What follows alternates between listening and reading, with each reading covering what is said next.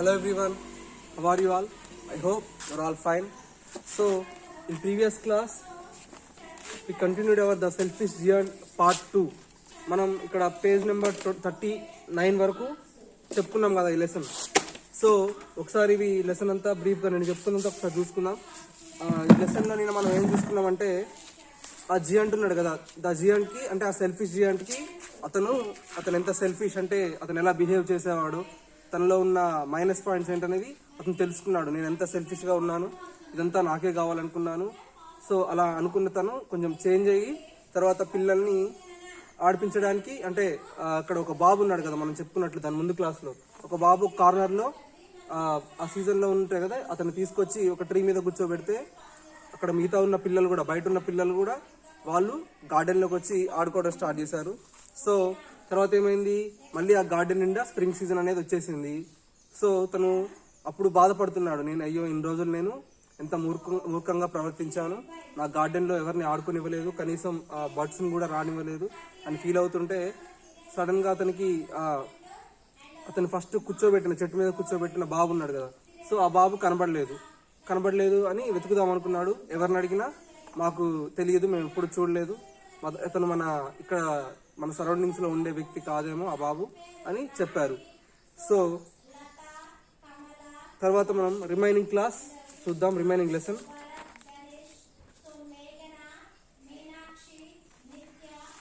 ఇది ఒకసారి old giant already చదువుకున్నాం, దీన్ని చదువుకొని ఇక్కడ కంటిన్యూషన్ ఉంది కాబట్టి ఒకసారి మళ్ళీ దానిలోకి వెళ్దాం. Old giant 39, page number 39. Page number 39 తీసుకోండి. కింద లాస్ట్ ఓల్డ్ జియంట్ అని ఉంది కదా, ఆ పారాగ్రాఫ్ కంటిన్యూ చేసుకుంటూ వెళ్దాం. Every afternoon when school was over, the children came and played with me, but I never saw again the little boy who I loved. Every afternoon, ప్రతిరోజు మధ్యాహ్నం school అయిపోయిన తర్వాత, school was over, the children came and played with me. అక్కడ ఉండే ఆ బజార్లో ఉండే పిల్లలు కానీ లేకపోతే వాళ్ళ ఇంటి చుట్టుపక్కల ఉండే పిల్లలు కానీ వాళ్ళందరూ వచ్చి ఆడుకునే వాళ్ళంట ఆ గార్డెన్లో. But I never saw again the little boy who I loved. నాకు అందరూ వచ్చారు కానీ ఆ బాబు, ఫస్ట్ నేను చెట్టు మీద కూర్చోబెట్టిన బాబు, అంటే నాకు చాలా ఇష్టమైన బాబు మాత్రం ఆ అబ్బాయి ఒక్కసారి కూడా రాలేదు. Oh I would like to see him again. నాకు అతన్ని మళ్ళీ చూడాలని ఉంది ఆ బాబుని అని అంటున్నాడు. I have grown old and feeble waiting. నేను చాలా ముసలివాడిని అయిపోయాను, నాకు ముసలితనం వచ్చేసింది, నేను వెయిట్ చేస్తూ ఉన్నాను ఇంకా అతని కోసం. I cannot play about with the children anymore. So I sit here in my armchair and watch the children at their games and admire my garden. So I cannot play. నాకు ముసలితనం వచ్చేసింది కదా, so I cannot play with children. నేను ఆ పిల్లలతో ఇంకా ఎప్పటికీ ఆడుకోలేను. So I sit here in my armchair. Armchair అంటే తెలుసు కదా, ముసలి వాళ్ళని ఒక కుర్చీలో కూర్చోబెడతారు, అంటే ఇట్లా బ్యాక్ ఆనుకోవడానికి, ఇంకా వీల్ చైర్ లాగా ఉంటుంది కదా, అటువంటి చైర్లో అతను కూర్చున్నాడంట. సో అతను పిల్లలతో ఆడుకోలేడు. అతను ఇంకా చేసేదేంటి, ఓన్లీ అతను గార్డెన్ని చూస్తూ అక్కడ ఆడుకునే పిల్లల్ని వీళ్ళందరినీ చూస్తూ అడ్మైర్ అంటే మురిసిపోతూ ఉండేవాడంట. I have many beautiful flowers. నా గార్డెన్లో చాలా బ్యూటిఫుల్ ఫ్లవర్స్ ఉన్నాయి. But the children are the most beautiful flowers of all. ఆ గార్డెన్లో ఉన్న ఫ్లవర్స్ కన్నిటికంటే ఇందులో ఉన్న పిల్లలు ఉన్నారు కదా, వాళ్ళే నాకు మోస్ట్ బ్యూటిఫుల్ ఫ్లవర్స్ అని చెప్తున్నాడు. Getting up and looking out of the window. ఆ పైకి లేచి విండోలను చూస్తూ ఆ మాటలన్నీ అతను లోపల అనుకుంటున్నాడు. I know longer hate the winter, it's merely the spring asleep, the flowers are resting. Suddenly he rubs his eyes in wonder and looks around. What a marvelous sight this is. In the farthest corner of the garden, the tree covered with lovely white blossoms, its branches are all golden and silver fruits hangs down from them. And what is this? Can it be? Oh, can it be? He has come back. He has come back. The old giant leaps down the stairs into snowy garden to the children, to the grassy patch where the child is standing. When he draws close to the child and examines him, his face grows red with anger. ఇక్కడ నాకు ఈ winter అనేది నేను ఎప్పటికీ దాన్ని నేను ద్వేషించను, నాకు winter అనేది ఇష్టమే. It's merely a spring asleep. అంటే ఆ వింటర్ సీజన్ కూడా స్ప్రింగ్ సీజన్ అయిపోయింది అక్కడ. ద ఫ్లవర్స్ ఆర్ రెస్టింగ్, అంటే ఫ్లవర్స్ అనేవి అంత ఎక్కువ లేవు. Suddenly he rubs his eyes in wonder and looks around. So అంటే అప్పటికప్పుడు అతను నిద్రలోంచి లేచి తన కళ్ళు ఇట్లా, ఇప్పుడు మీరు సడన్గా నిద్రలోంచి లేచి ఏం చేస్తారు, మీకు ఏదైనా కనిపిస్తుంది అనుకోండి, సడన్గా కనిపించింది అనుకోండి, మీరు ఏం చేస్తారు, కళ్ళు తుడుచుకొని చూస్తారు కదా ఏంటనేది, అక్కడ ఏం జరుగుతుందని. సో అతను కూడా అలాగే చేశాడు. What a marvellous sight this is in the farthest corner of the garden, a tree covered with lovely blossoms. What a marvellous, marvellous అంటే ఎంత అద్భుతమైన దృశ్యం ఇది, ఎంత బాగుంది. ఇంత ఫార్తెస్ట్ కార్నర్ అంటే మనం ఫస్ట్ చెప్పుకున్నాం కదా, ఆ కార్నర్లో ఫస్ట్ ఫ్రాస్ట్ అంతా, అంటే గార్డెన్ మొత్తం కవర్ అయినా కానీ ఆ ప్లేస్ మాత్రం ఎలా ఉంది, అక్కడే మంచు పడుతూ ఇంకా స్నో ఫ్రాస్ట్ హెయిల్ అనేది గాలి దుమ్ములు వస్తూ అంతా ఆ కార్నర్ అలా ఉండేది. కాకపోతే తర్వాత ఏమైంది, with the farthest corner of the garden a tree covered with lovely white blossoms. అంటే ఆ చెట్టు దగ్గర చాలా చిగురులు అనేవి వచ్చాయంట. Its branches are all golden and silver fruits hangs down from them. And what is this? Can it be? Oh, can it be? He has come back. He has come back. అతను ఏమనుకున్నాడు, ఆ tree మొత్తం, అక్కడ ట్రీకి చిగుర్లు వస్తున్నాయంట, ఇంకా వాటికి ఉన్న branches అంటే తెలుసు కదా, ఆ చెట్టు కొమ్మలన్నీ గోల్డెన్ కలర్లో, ఇంకా సిల్వర్ ఫ్రూట్స్, ఆ ఫ్రూట్స్ కూడా సిల్వర్ కలర్ అంటే తెలుసు కదా మీకు, సిల్వర్ కలర్లో షైన్ అవుతూ ఉండేయంట. So what is this? Can it be? Oh can it be అంటే అతను ఏమనుకుంటున్నాడు, అక్కడ బాబు వచ్చాడేమో, అంటే ఈ ట్రీ అంతా మొన్నటి వరకు ఉన్న స్నో ఫ్రాస్ట్ ఏం లేకుండా మళ్ళీ ఈ ట్రీ ఎప్పటిలాగే చిగురిస్తూ ఇంకా పువ్వులతోని గోల్డెన్ కలర్ బ్రాంచెస్తో ఉంది కదా. సో అప్పుడు అతను ఏమనుకుంటున్నాడు, హీ హ్యాస్ కమ్ బ్యాక్ అంటే ఆ బాబు, ఆ చిన్న బాబు వచ్చాడేమో అని అనుకుంటున్నాడు. The old giant leaps down the stairs into the snowy garden and to the grassy patch where the children is standing. When he draws close to the child and examines him, his face grows red with anger. The old giant ఏం చేశాడు, ఫాస్ట్గా steps దిక్కుంటూ వెళ్ళి into the snowy garden, అక్కడ ఆ గార్డెన్లో మంచు పడుతుంది కదా, ఆ ప్లేస్కి వెళ్ళి చూశాడు ఆ చిల్డ్రన్ నించున్న దగ్గర, ఆ చైల్డ్ నించున్న దగ్గర. When he draws close to the child and examines him, అతను ఎప్పుడైతే ఆ చైల్డ్ దగ్గరికి వెళ్ళి, ఎగ్జామిన్ అంటే దగ్గరికి వెళ్ళి అతన్ని అబ్జర్వ్ చేయడం, అతను ఎప్పుడైతే అబ్జర్వ్ చేశాడో, his face gross red with anger. అప్పుడు అతని ఫేస్ ఎలా ఉందంటే, ఆ బాబు ఫేస్ రెడ్ కలర్ లో చాలా కోపంగా చూస్తుందని, అంటే అంత ఏదో ఒక మనకి చాలా కోపం వచ్చినప్పుడు ఫేస్ ఎలా పెడతాం ఎవరి మీదైనా, అట్లా ఒక రెడ్ కలర్ లో వెలుగుతూ అతనికి వెళ్ళి కోపంగా చూస్తున్నాడంట. Who hath dared to wound thee, your hands, your feet, who hath dared to wound thee, tell me, that I make out my big sword and slay him. అప్పుడు అతను ఏమంటున్నాడు, హూ హాత్ డేర్ టు ఓన్ థీ. థీ అంటే ఇక్కడ మీరు meanings లో చూసుకోండి, థీ అంటే you అని, యు అంటే నిన్ను, థీ అంటే ఏంటి నిన్ను. ఇంకా హ్యాత్ అని ఉంది కదా, హ్యాత్ అంటే హ్యాస్. ఓకేనా, ఒకసారి మనం ఆ వర్డ్స్ లో ఇవి చూడండి, ఇవి ఈ వర్డ్ లో హ్యాత్ అని ఇంకా థీ అని ఉంది కదా, ఈ వర్డ్స్ లో మనం ఈ హ్యాస్ యూ పెట్టుకొని చూడండి. Who has dare to own you అంటే నువ్వు ఇలా అవడానికి కారణం ఏంటి, నువ్వు ఎందుకు ఇంత కోపంగా ఉన్నావు, ఎందుకు అలా అంత సీరియస్ గా ఉన్నావు ఎందుకు అని అడిగాడు. హూ హ్యాస్, చూడండి ఒకసారి, who has dare to wound, thee అంటే ఏంటి you, who has dare to wound you, your hands, your feet. Who hath dared to wound thee? Tell me, that I make out my big sword and slay him. అతను ఏమంటున్నాడు, అసలు నువ్వు ఇలా కోపంగా ఉండటానికి, serious look ఇవ్వడానికి కారణం ఏంటి, ఒకవేళ నువ్వెవరో నేను చెప్తే ఏం చేస్తా అంటున్నాడు. That I make out my big sword, sword అంటే పెద్ద కత్తిని తీసుకొచ్చి, అండ్ స్లే హిమ్, స్లే అంటే చంపేస్తా అంటున్నాడు. Nay but these are the wounds of love, they are necessary.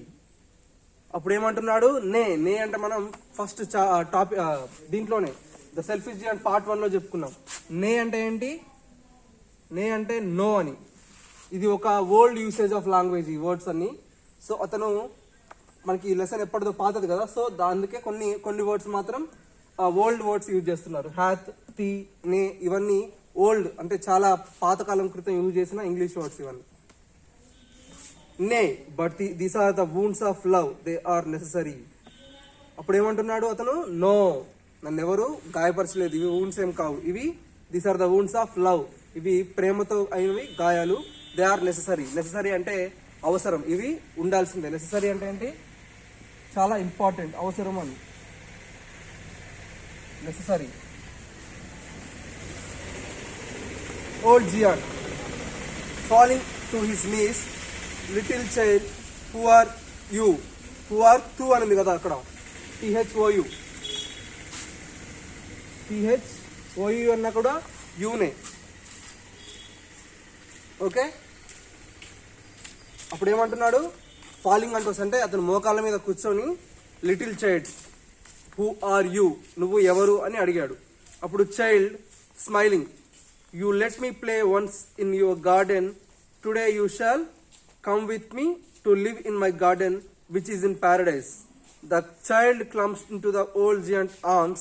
The winter melts away before them as they walk into an expanding garden.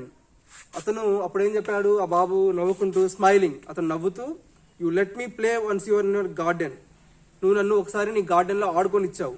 Today you shall come with me to live in my garden which is in paradise. నువ్వు ఈ రోజు నన్ను ఒకరోజు గార్డెన్లో ఆడుకొని ఇచ్చావు కదా, so ఈ రోజు నువ్వు నాతో పాటు మా గార్డెన్కి రావాలి. అది ఎక్కడుందంటే ప్యారడైజ్లో ఉందంట. The child climbs into the old giant arms. అప్పుడు చైల్డ్ని అతను ఎత్తుకున్నాడు. The winter melts away before them as they walk into ever expanding garden.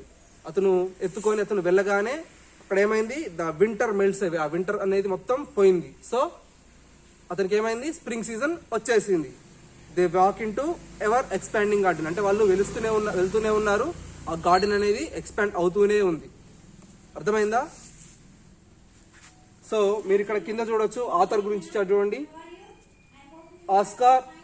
Oscar విల్డే. ఓకేనా? మీ ఆథర్ నేమ్ ఏంటి? ఈ లెసన్ రాసిన ఆథర్ నేమ్ ఆస్కార్ విల్డే. కానీ దీన్ని converted into a play by mister Van Taylor. దీన్ని ఒక మ్యూజిక్ లాగా ఎవరు కన్వర్ట్ చేశారంటే mister M Ryan Taylor. Okay, ఒకసారి ఆథర్ గురించి చూసుకుందాం.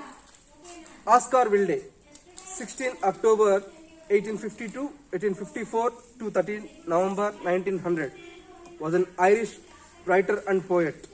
ఆస్కార్ విల్డే అనే అతను ఐరిష్ అంటే తెలుసు కదా మీరు, ఐరిష్ కాఫీ అని విన్నారా? ఐర్లాండ్ ఆ కంట్రీలో ఫేమస్ అది. సో ఇతను ఐర్లాండ్కి సంబంధించిన poet. After writing in different forms throughout the 1880s, he became one of London's most popular playwrights in the early 1890s. After writing different forms of throughout the 18, అతను కొన్ని చాలా 1880s లో తను చాలా డిఫరెంట్ ఫార్మ్స్ ఆఫ్ స్టోరీస్ రాసేవాడు. So he became one of London's most popular playwrights. అతను లండన్లోనే చాలా అందరిలోనే ఒక పేరు పొందిన వ్యక్తిలాగా 1890s లో అతనికి ఒక గుర్తింపు అనేది వచ్చింది. Today he is remembered for his epigrams and plays. తనకి ఇప్పుడు బాగా తను దేనికి పేరు పొందినవాడంటే ఎపిగ్రామ్స్ ఇంకా epigrams and plays. Okay, next Oscar Wilde is best known for the novel the picture of Dorian Gray and the play the importance of being earnest. అతనికి బాగా పేరు తీసుకొచ్చిన నోవెల్స్ ఏంటి అంటే the picture of Dorian Gray and the play. అతనికి బాగా పేరు తీసుకొచ్చిన నోవెల్ పేరేమో the picture of Dorian grey. ఇంకా అతనికి బాగా నేను తీసుకొచ్చిన నోవెల్ ఏంటి అండ్ ద ప్లే. అతనికి బాగా పేరు తీసుకొచ్చిన ప్లే ఏంటంటే the importance of being earnest. The happy prince and other tales is a collection of children's stories. అందులో ఇంకా చిల్డ్రన్ కోసం రాసిన స్టోరీస్ ఏమున్నాయంటే the happy prince and other tales is a collection of children stories. Children కోసం రాసిన stories లో ఇవి రెండు ఉన్నాయంట, the happy prince and other tales. So author గురించి కూడా చూస్తున్నాం.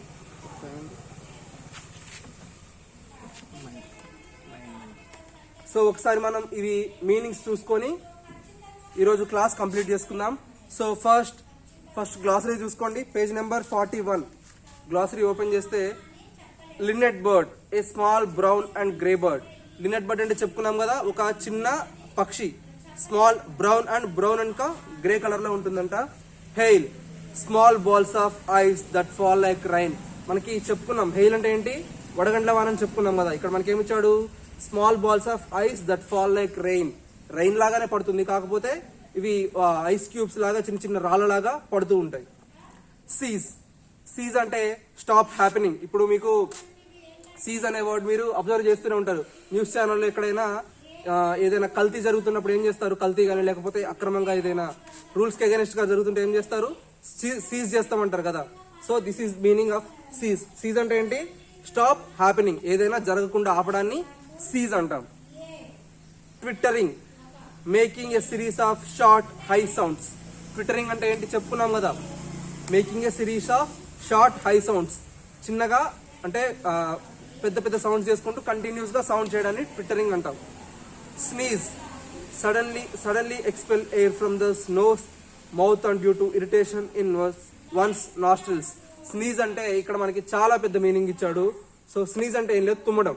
దాన్ని చూడండి ఎంత పెద్ద మీనింగ్ ఇచ్చాడు. Suddenly expel air from the nose and mouth due to irritation in one nostril. అంటే ఒక నాస్ట్రిల్లో వచ్చిన ఇరిటేషన్ వల్ల మనకి నోస్ లోంచి మౌత్ లోంచి వచ్చే ఒక ఎక్స్పెల్ ఆఫ్ ద ఎయిర్, అంటే లోపల నుంచి రెండింటిలోంచి ఒకటేసారి ఎయిర్ రావడాన్ని స్నీజ్ అంటాం. సో మనం తెలుగులో ఏం చెప్పుకుంటామంటే తుమ్మడం. ఫీబుల్ అంటే మనం ఇందా చూసుకున్నాం కదా, ల్యాకింగ్ స్ట్రెంత్, బలం సరిపోవట్లేదు. అతను అన్నాడు కదా, I'm growing old and feeble, అంటే నాకు స్ట్రెంత్ లేదు, నేను ముసలివాడిని అయిపోయానని చెప్పాడు కదా. నెక్స్ట్ హ్యాత్ అంటే ఆల్రెడీ చెప్పుకున్నాం, హ్యాజ్ అని, ఓల్డ్ యూసేజ్ ఆఫ్ లాంగ్వేజ్ ఇది. నెక్స్ట్ థీ అన్నా కూడా చెప్పుకున్నాం, యూ అని. నెక్స్ట్ స్లే అంటే కిల్, చంపేయడం.